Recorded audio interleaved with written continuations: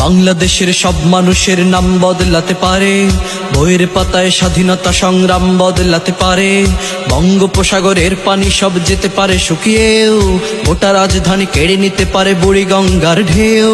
সুন্দরবন কেটে হতে পারে ইটের ভাটার লাকড়ি, শিল্পপতিরা দেউলিয়া হয়ে খুঁজতে পারেন চাকরি।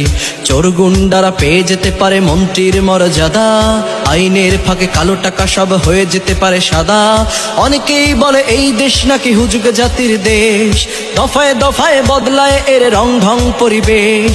তাই বলে ইসলাম এদেশে হুজুগে হবে না শেষ, হুজুগে হবে না শেষ। ইসলাম এদেশের পরতে পরতে জনপদে ঘরে ঘরে, ইসলাম এদেশের 90% মানুষের অন্তরে। ইসলাম নিয়ে কেউ ছিনিমিনি খেলে এমন সাধ্য নেই, আর কিছু থাক না থাক তবুও ইসলাম থাকবেই। সবকিছু বদলে যাক তবুও ইসলাম থাকবেই, আর কিছু থাক না